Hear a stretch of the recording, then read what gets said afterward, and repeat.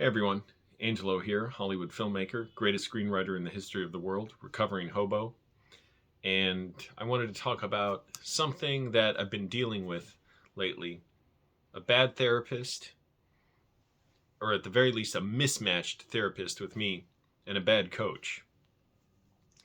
And realizing just what the value of a therapist really is, and realizing what it's not useful for.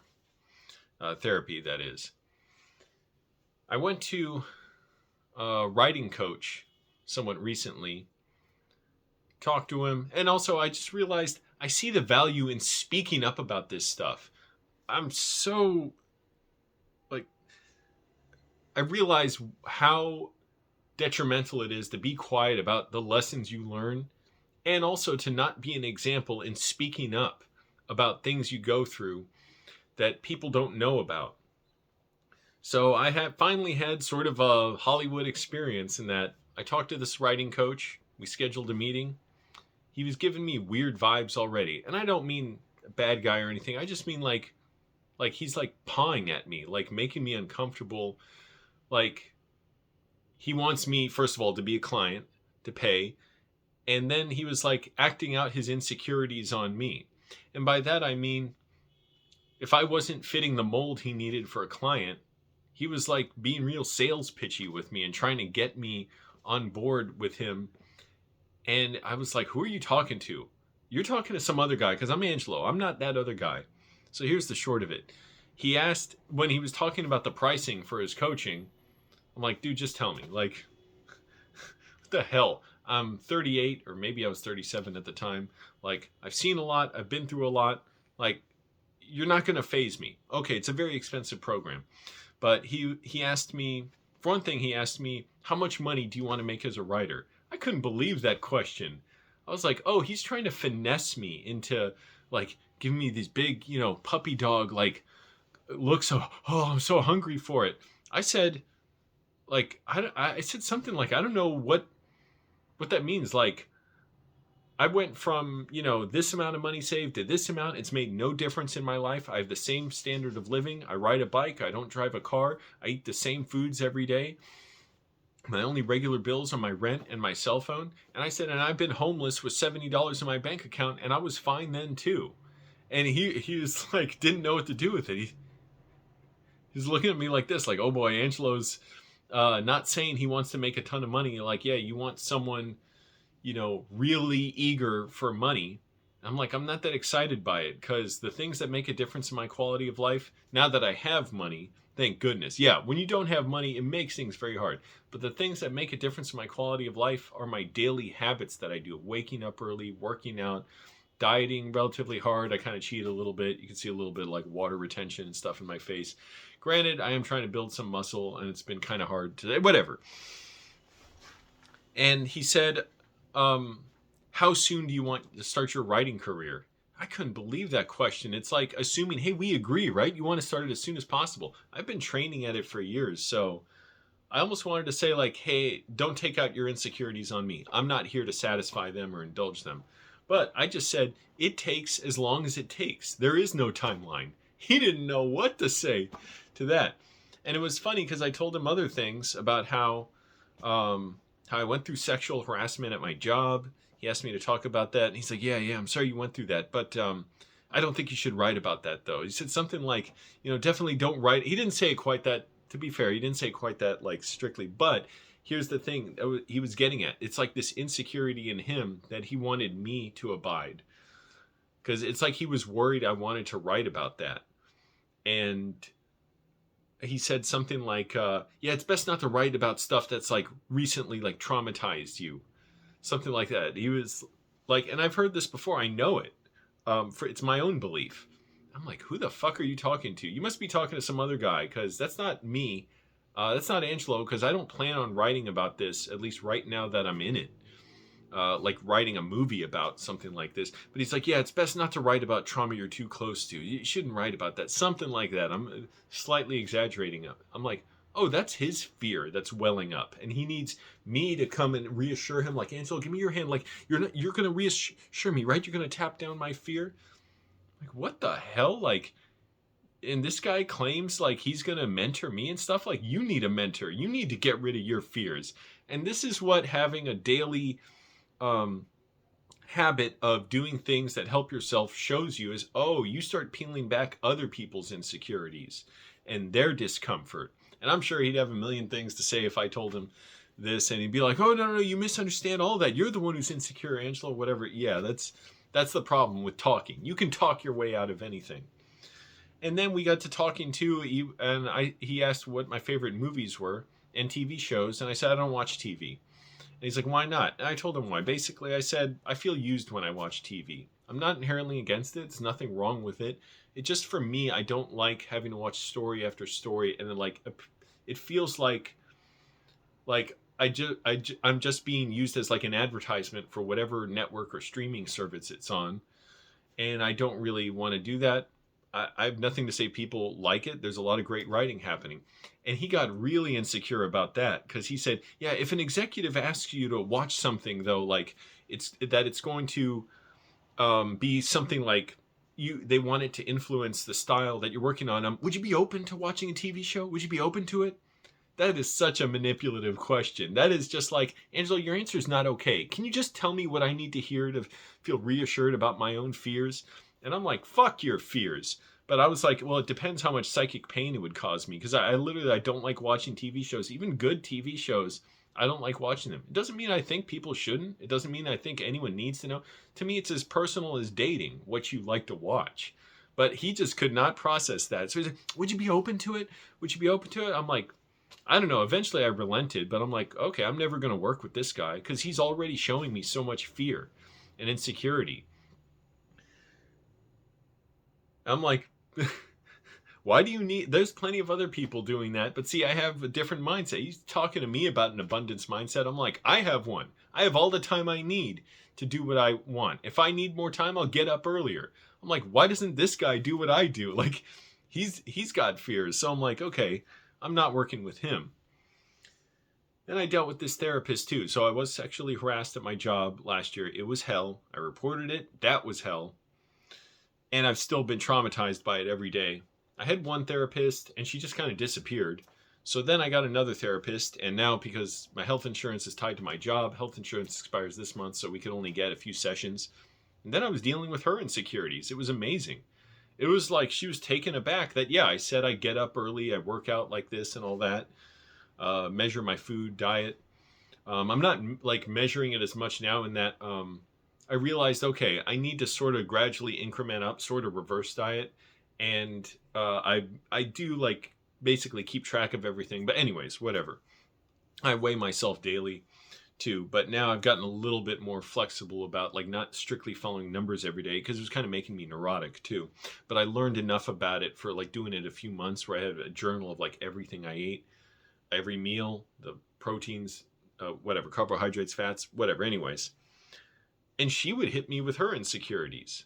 So how did that go? When I would say something like, yeah, I think this guy's an abuser too because of this thing I noticed that was weird. And she's like, well, people can act out for different ways. You know? And I'm like, oh, you're just worried that I'm wrong.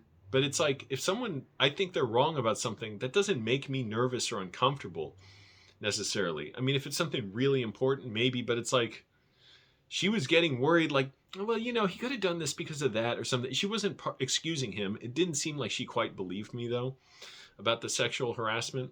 Whatever. Didn't seem like we really had any rapport because, honestly, she didn't seem like she knew what to do with me. And if I said, like, yeah, I think, like, I should have reported him here or something, she's like, well, you should talk to a lawyer first, I think, because you don't want him to, sue you. And I'm like, that's your fear. Don't talk to me about your fear. Like there was no need for that. So anyways, and that came up again. And what was the last straw that I was like, oh, this is more disturbing to me than just not being in therapy, where she just didn't know how to deal with me. She would even say stuff too. I was talking about my trouble sleeping and diet and going to the bathroom at night. She's like, well, you don't want to eat too close to bed because then your food will sit in you. Man, she doesn't know what the fuck she's talking about. It's like, unless you're doing the kind of program I'm doing, and also from experience, I know that's not true. Yeah, and if you eat shit food, it probably will sit in you and just not course through your body. But I've learned how to eat better so I can eat a lot and boost my metabolism.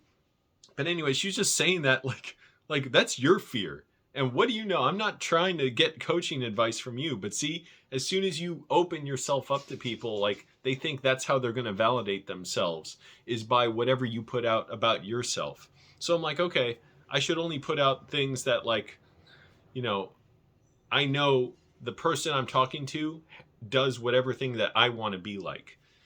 And I don't want to be like her, and I don't want to be like that other guy either. And it was disturbing too. I mean, I'm trying to think of other specific examples without getting too detailed about this guy's sexual harassment because he was an absolutely disgusting creep. But yeah, it was obvious she was like worried about something. Like, well, I told her about this one peculiar thing this guy did that kind of gave away what he was doing and how he was hiding behind his family because he's living a double life. As far as like, he said, oh, he wouldn't do that, like go after me, I guess, or sexually harass someone. I don't know, because he's got a woman and kid at home. And I said something weird about that, how someone else had met the woman and kid at work. I'm like, why'd he show them? Like, was it just like bringing them out as evidence? And she's like, well, they can have family days at work. That's how they may have met. I wanted to be like, oh, so you've worked at my job. You know about those, right? But of course, that would seem confrontational. The reality is we didn't have those there. They canceled those. They may have met some other instance, but you see what I mean? It's besides the point. It didn't matter for her. She was just like, it's a kind of chauvinism in a way. It's like, oh, Angela, adopt my values. I'm worried you're wrong about that. It makes me uncomfortable. I need you to reassure me about my discomfort. I'm like, if someone says something that I think is wrong about something so immaterial to me, I consider my job not to correct them at that point, because I hear that stuff all the time. I got my alcoholic roommate who rants about, he's talked about all kinds of, I mean, he'll rant, he can talk breathlessly for 45 minutes about whatever strange talk. I can't even follow them. But the other morning, he was like going over to the dark side. He was getting really wasted at like 7 a.m. and he was talking about he was reading a book on like Andrew Jackson's assassination or something, talking about that. He's like, bro, this is crazy. That was like the first presidential assassination. And he got in fights and stuff with people too. I'm like, okay. And then he asked me, what would I do if a time traveler came back from the future and started hitting me and throwing stuff at me? And he also said how he would fight like Hercules or something. He was getting really worked up. I'm like, oh boy, he is wasted. I'm going to step out of the way because he's getting really agitated. But when I hear stuff like that, and they'll say, you know, goofy stuff that I know is kind of wrong too, about whatever basic stuff, my job at that point, I consider it just to let the person show me who they are. I don't need to correct them, but I'm not that insecure. So I just told the therapist the next day, hey, I can't meet you next week. That's that. Because at that point, it was not helpful to be in therapy. It was disturbing. Because I'm like, oh, I'm having to lie to you and pretend. Here's the nature of our relationship, therapist. You tell me your insecurities about me because you don't have enough going on in your life, and I'll accommodate them. And it's so funny how if you tell someone that, they cannot handle it. They don't view that as the hookup to the next level. They view it as an attack. And I'm like, I'll give myself the hookup and push myself to deal with my own insecurities and fears. But I realize, for one thing, I can't rely on people like that coach or that therapist. Don't even go to them. And it's hard to sort of, you got to be polite. But also, I just wanted to break away from them. And I want to tell them, like, hey, I'm not here to manage your insecurities. That's it. But people cannot handle that. They will flip out. And so, again, like, it's not my job to correct them in that moment necessarily. Because if they can't even comprehend what's wrong about that, and it's not wrong to them, who am I to tell them? All I can do is sort of confess it to you all and tell you all out there not to abide coaches and, what did I say? Coaches and gurus, I say goaches, and therapists who don't have help for you and are about themselves and their own. I'm like, these people, like, this coach needed me to coach him. Like, that therapist needed me to coach her. Like, I wish they could go through my homelessness like a boot camp, and I'd show them how to live too. I'd be right there with them, living homeless again. like it's nothing, and showing them what to do to survive. Like that created such a resilience in me. I'm like, this is pathetic, this stuff I'm dealing with. I'm not saying they're pathetic people. Like it's we all do stupid things. We all do insecure things. I can look at how I was years ago or even a year ago and see my own weaknesses and fears and inability, to uh, understand others, and always try and improve that. But I'm like, I see this and I'm like, oh, here's an opportunity for me to show you all what to do about something like that, which is cut the cord, stay out of their life, don't be rude to them, but you got to not accommodate them, basically. And you realize, or I've realized, when you start working, on yourself at a certain level, it's not being about better than anyone. It's certainly not that right-wing dipshittery about being an alpha male or male masculinity is under attack. Yeah, right. That is so ridiculous. But so it's not that, and it's not that like people who make money are better than someone else or whatever. It's not about that either. Like, oh, you got to make a lot of money. Yeah, I've made more money now that I've had a job. Now I got laid off from my job after I reported sexual harassment. Go figure that one out. But it's that when you start like doing stuff really like to challenge yourself and work hard on yourself, now you got to keep your head straight too as you do that. But people are not ready for it. They cannot anticipate it. It doesn't mean I'm better than anyone.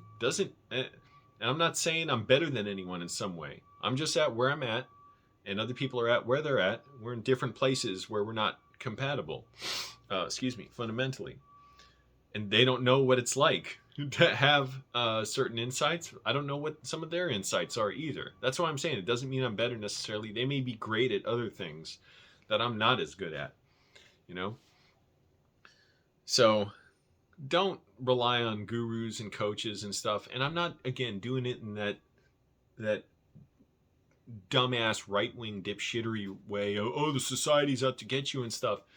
I'm very much of the bent of, equality and uplifting those who have been left out of a lot of, public life, and for whatever you want to call it. I don't like to put a label on it or whatever, but progressive attitudes or, I don't know what to call it other than that. Kind of that. It generally fits that sphere. Although, again, like there's so many differences and disagreements about this or that or whatever.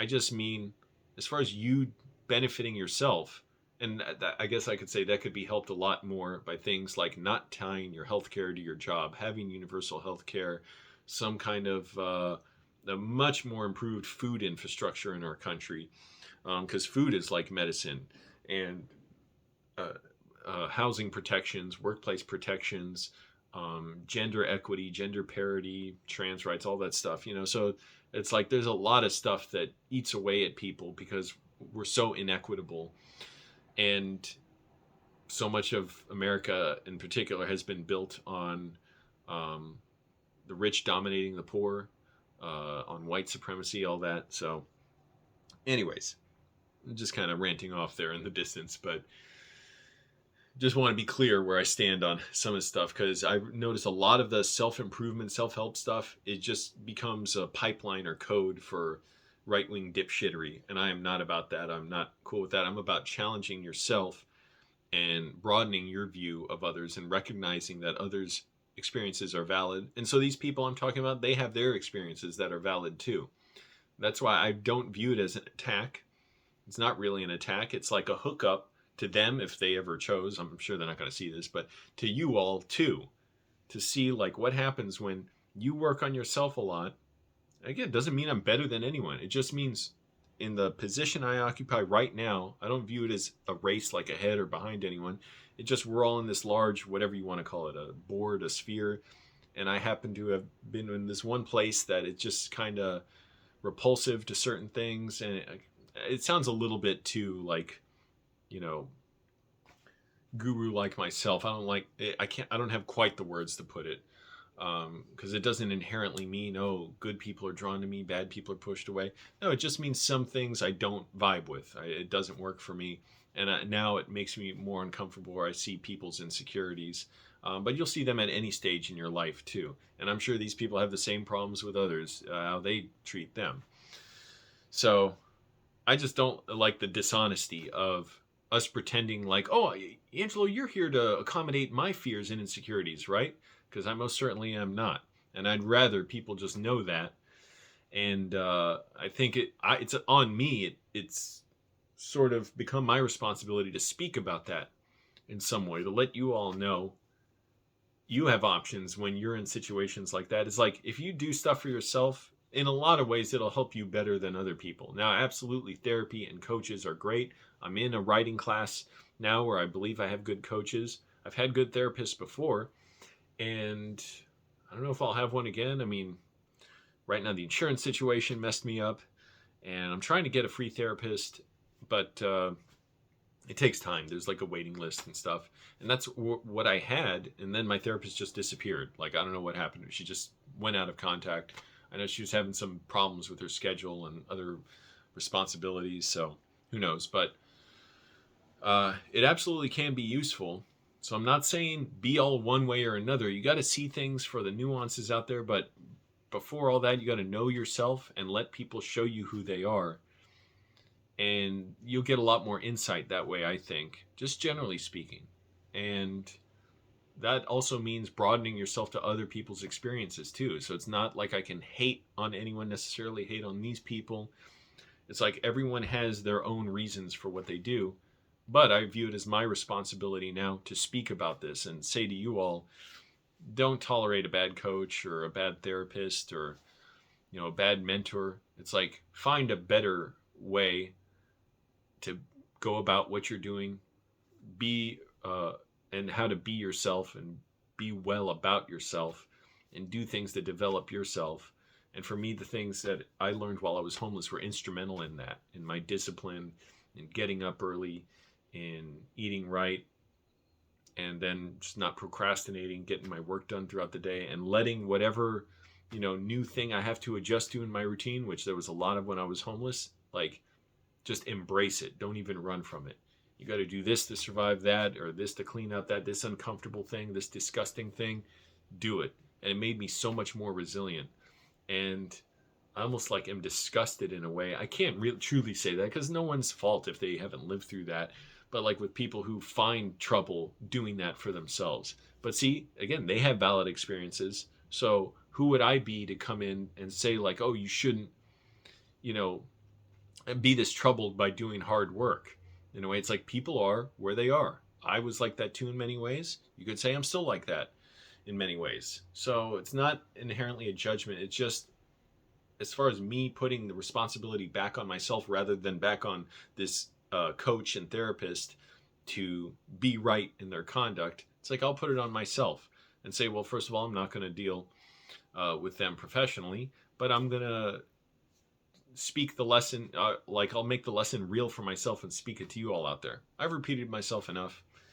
So still, unemployed right now, looking for work and all that. Going well enough, just applying to jobs. And the eviction, still not sure quite how that's going to go. My apartment's being evicted, basically, but the guy who has the apartment in his name that we sublet from is trying to work out a deal to renew his lease with the landlord. I don't know how that's going to go. So I've got to be prepared for a lot of things, including moving. Possibly they'll let us take over the lease.